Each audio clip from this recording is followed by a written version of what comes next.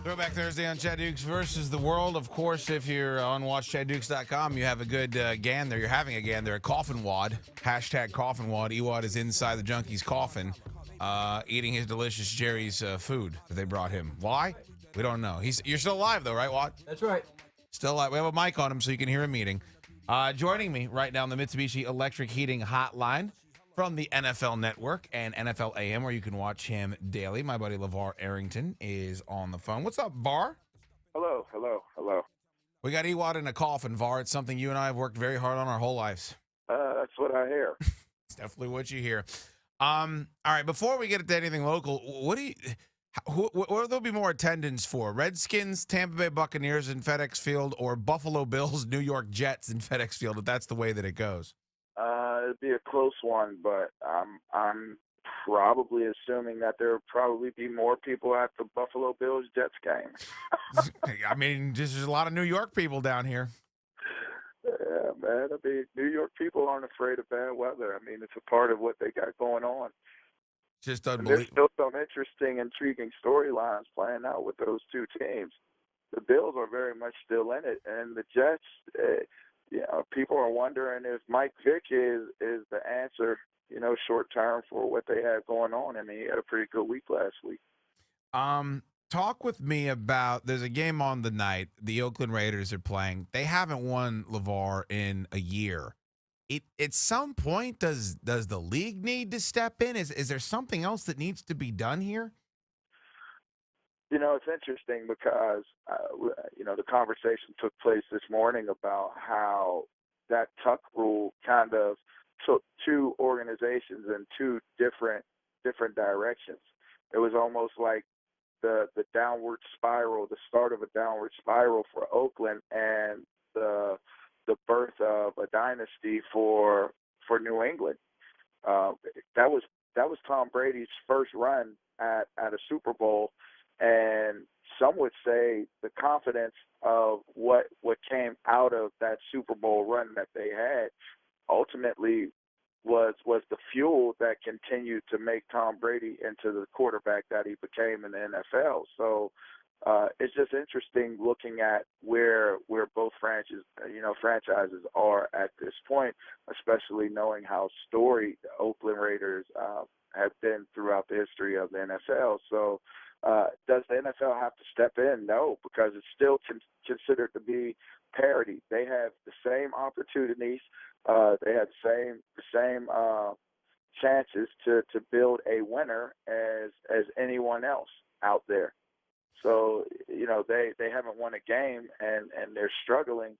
But when you think about it, even without them having won a game, there are other franchises, Washington Redskins, out there that are actually comparable to the Oakland Raiders. Yeah, you're right. It just seems so brutal. It's been so long since they've won, and they've been so don't you think futile. it's brutal for Washington Redskins fans too? Oh, I do. I mean, if you think about it in recent history, which one is more brutal? One team has multiple Hall of Famers that have played on that team, and Tim Brown and Charles Woodson, and made a Super Bowl appearance and almost went to the Super Bowl the year that I'm speaking of against New England. And the other has yet to have a Hall of Fame caliber player in the 2000s and has yet to sniff a Super Bowl. So which one is really in worse shape? They're both in pretty bad shape, but it's an interesting case. Yeah, absolutely. Before we get, and that's not the only two. I mean, I'm singling out the local team, but that's not. Believe me, that's not the only two teams. There's more. There you are. You could throw Jacksonville's name into the hat as well. You could throw Tampa's name into the hat. The short list, though, Var. Yeah, I mean, I guess. All right, we talked about this when you and I were doing the show together, but this is another level. On Wednesday, the NFL fined Seattle Seahawks running back Marshawn Lynch $100,000 for failing to comply with the league's media policy. He's going to appeal that. And look, I get it, Var. Talking to the media is a pain in the ass, and maybe that's just not his bag. But you also have to, you have to give the media, people. This is a product. You want to get the word out about your product. These players have it in their contracts. They speak to the media. What do you make of this whole thing with Marshawn Lynch and how it continues to be a narrative throughout what has been a very good career for him? Well, I just think think that he's got to pay for what he doesn't want to do. I mean, when you sign the contract, as I made mention of it, during the Super Bowl when we talked about it, when you decided to become an employee of the National Football League, there are certain duties and obligations that you have to fulfill as an employee of the National Football League. And if you're not fulfilling them, if it doesn't cost you your job and it's just fines, then you have to pay the fines. If it costs you your job, or if it's too much, if dealing, like, you look at somebody like Ricky Williams, he didn't want to deal with certain things. He retired. He left the game. If it's so bad for you, leave the game. You're holding a spot where somebody could be making money that will want to comply. I get tired of having the discussions about is it right or wrong as it applies to what your job description is. If you don't want to do it, don't do it. Don't do it, right? Right, don't do it. I mean, you make millions of dollars to run the football. You're holding out to get more money during training camp this year. If you don't want to do interviews and you don't want to comply, you can do an interview without saying anything. You can answer a question. I mean, we just heard RG3 answer an entire press conference with the same answer. You can answer questions however you want. If they ask you, Marshawn, what are you feeling today? What's going on? You could say, I wear pink pants, I wear orange shoes, and fluorescent yellow hats, and I like wearing gloves and maybe a mitt at times, and I like to wear a nasal strip across my nose when I'm waking up to get my mail in the morning. You can answer however you want to answer. You can sound as outlandish as you want to sound, but contribute. Just fulfill your obligation. And that's, to me, that's what it comes down to. Yeah, I tend to agree. It's a pretty good way to make a living, either way you slice it. Charlie Casserly, who you are familiar with, was on with the morning show today and basically said that he believes in his gut that Jay Gruden would rather be starting either Kirk Cousins or Colt McCoy over Robert Griffin III right now, with some of the comments that the coach has made over this past week, including saying that, yeah, perhaps there is more that Robert Griffin III could be doing preparedness-wise. Do you think that has some validity, Var? Well, it's funny because Steve Young also came out and said people that he admires and has respect for says that Robert Griffin III doesn't put in the time or put in the work to become the quarterback that he needs to become. Yeah. Look, it's all speculation, whatever it may be. What I will say is that no matter what people's opinions are, as it applies specifically to Jay Gruden, he put his hand on the table. Like, his cards are down. And when he made those very, very, very specific critiques and criticisms of Robert Griffin III in the media, it's not enough to come back out the next day and apologize and say I was in the heat of the moment, I shouldn't have did it. The bottom line is you said how you felt, and sometimes when you're upset, you say exactly how you feel, and sometimes you don't. But the bottom line is it's out, just like we would say about a player. You said it, you did it. Now it's out there. So if I'm Robert Griffin III, I'm looking at this situation as now I know what Jay Gruden thinks of me. He thinks that I do what I want to do. He thinks that I'm undisciplined. He thinks that I'm incapable, basically, of running his style of offense the way that he needs to, and needs to improve a great deal to be able to succeed in my offense. And, oh, by the way, you're probably not good enough to be a starter here or anywhere else. And I'll say that about everybody else on the team, but it's obviously this has all been more specific and geared towards Robert Griffin III. So you can't take that back. So if I'm Robert Griffin III, he has to do the one thing and the only thing that he can do at this point in time. Because here's the thing, Chad, and I hate to be a I told you so type of guy, but on that very show that I'm on right now, speaking with you on, when the injury took place and he first started opening his mouth in the media, and his dad was in the media opening his mouth with him, and all these interviews and all these quotes and all these things being said, you still had enough juice to actually contend against the media scrutiny that came your way. You kept doing it. You kept pushing the envelope, and now you have now found yourself in a worse place than what you could ever have imagined to find yourself in, being as though that you created the situation because you just kept on talking.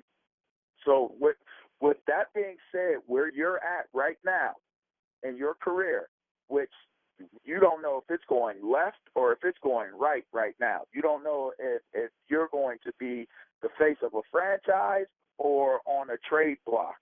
But what you do know is there are games left to be played this season.